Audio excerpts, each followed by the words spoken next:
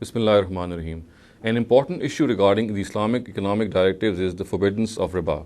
Now, the question arises that why at all is interest or riba forbidden? What is the element in riba which makes it such a prohibited thing in Islam? And not only in Islam, but other sharias before Islam themselves are very clear and very explicit in the fact that interest is forbidden at all costs. Now, the reason that interest is forbidden is that it causes a big injustice and oppression, or in the word of the Quran, zulm, to come into being.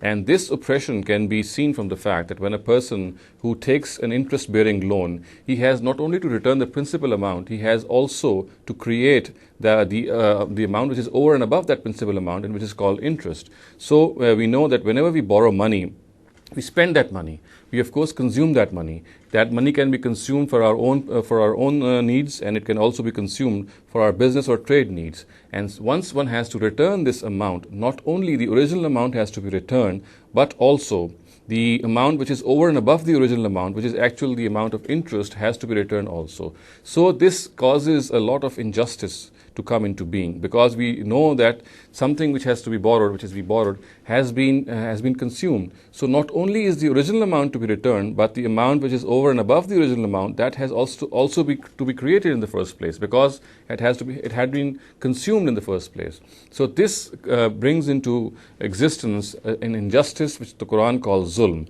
And the Quran is absolutely certain about the fact that interest of all sorts is prohibited, whether a loan is acquired for personal use, an interest-bearing loan, or for business use.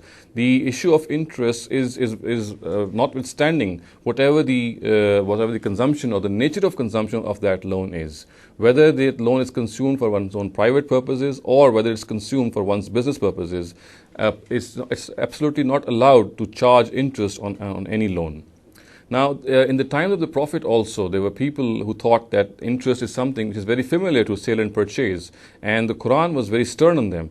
And the words of the Quran, as quoted in Surah Baqarah, are الَّذِينَ يَأْكُلُونَ الرِّبَا لَا يَقُومُونَ إِلَّا كَمَا يَقُومُ الَّذِي يَتَخَبَّطُهُ الشَّيْطَانُ مِنَ الْمَسِّ ذَلِكَ بِأَنَّهُمْ قَالُوا إِنَّمَا الْبَيْعُ مِثْلُ الرِّبَا وَأَحَلَّ اللَّهُ الْبَيْعَ وَحَرَّمَ الرِّبَا فمن جاءه موعظة من ربه فانتهى فله ما سلف وأمره إلى الله ومن عاد فأولئك أصحاب النار هم فيها خالدون.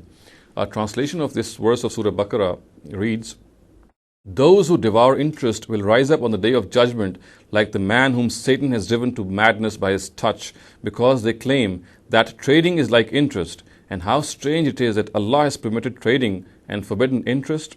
Consequently, he who received this warning from the Almighty and desisted in obedience thereto, then whatever he has taken in the past belongs to him, and his fate is in the hands of Allah.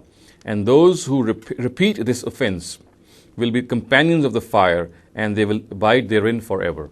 So we have very clear words and a very clear verdict from the Quran, which says that people who do not desist from taking interest, from charging interest, they could dwell forever in hell. They will abide forever in hell, which is something, of course, something we must be very, very careful about. Interest is not a very simple matter. It cannot be taken in a very easy way. The Quran is absolutely clear about the fact that people who charge interest, when they say that interest is something which is very similar to trading or sale or purchase, then this is something which only a mad person can say, because there's a fundamental difference between trade and an absolutely fundamental difference between interest. Of course, a person who's a tradesman, he spews his capital in the market. He takes all the risks. On the other hand, a person who charges interest, he is a selfish person. He has no concern of what the borrower could be while he has to return that loan. And as I said and explained earlier, that this is the big injustice which comes into being when the person acquires a loan on interest. He has not only to create the principal amount, he has to create once again the amount which is over and above the interest, the interest-bearing loan amount, so that the interest could be returned. And this is what makes this interest-bearing loan a very unjust thing. And the Quran has said that all such injustices have been prohibited. And as I said earlier, the Quran is very, very